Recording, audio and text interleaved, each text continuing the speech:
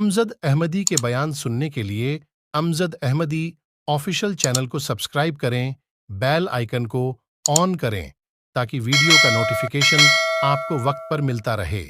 حضرت جابر رضی اللہ تعالی عنہ سے روایت ہے، حضور پاک صلی اللہ علیہ وسلم کی بارگاہ میں ایک شخص آیا اور اس نے حضور پاک صلی اللہ علیہ وسلم سے شکایت کی۔ حضور پاک صلی اللہ علیہ وسلم نے پوچھا کہ تو کس وجہ سے آیا ہے، تجھے کیا پریشانی ہے؟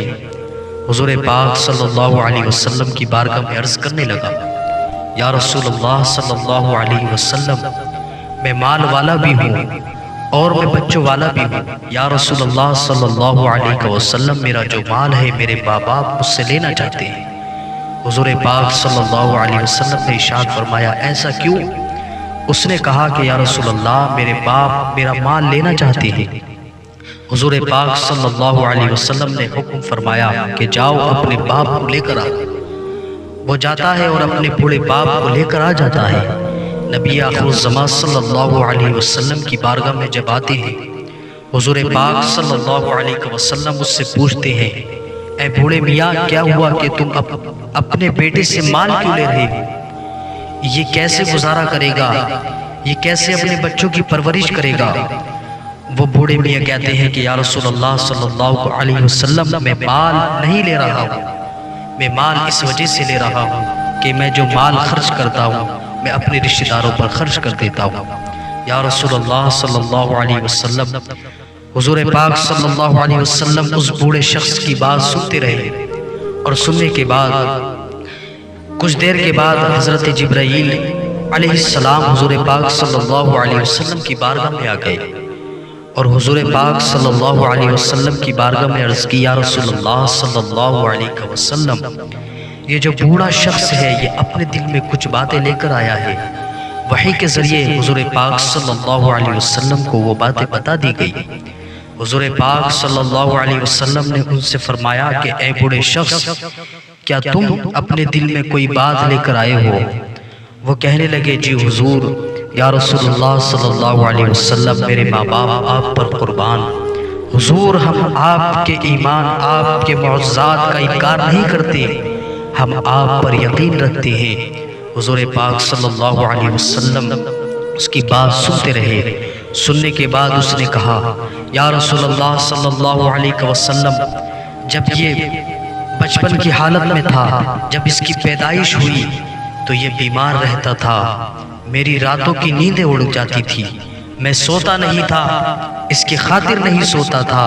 یا رسول اللہ صلی اللہ علیہ وسلم، میں اس کی پرورش کے لیے دن و دن محنت کرتا اور میں اپنے بچوں کے کھانے کے لیے، پہننے کے لیے طرح طرح کی محنتیں کرتا۔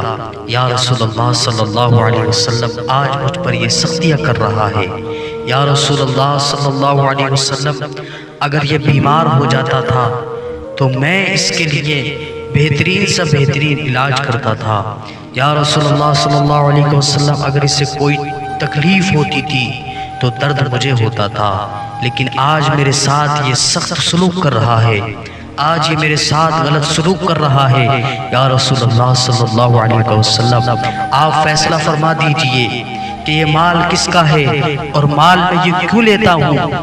حضور پاک صلی اللہ علیہ وسلم نے ان کی باتیں سنی اور آپ نے اس نوجوان سے کہا، اے نوجوان لڑکے سن، یہ مال تیرا نہیں ہے، یہ مال تیرے باپ کا ہے۔ حدیث پاک سے معلوم ہوا کہ اگر ہم اپنے والدین کو کھلاتے ہیں، اگر ہم اپنے والدین کی خدمت کرتے ہیں، اگر ہم اپنے والدین کے ساتھ اچھا سلوک کرتے ہیں تو ہم اپنے پیسوں سے نہیں کرتے بلکہ ہم انہی کے پیسوں سے کرتے ہیں، تو کہاں سے حق ادا ہوا؟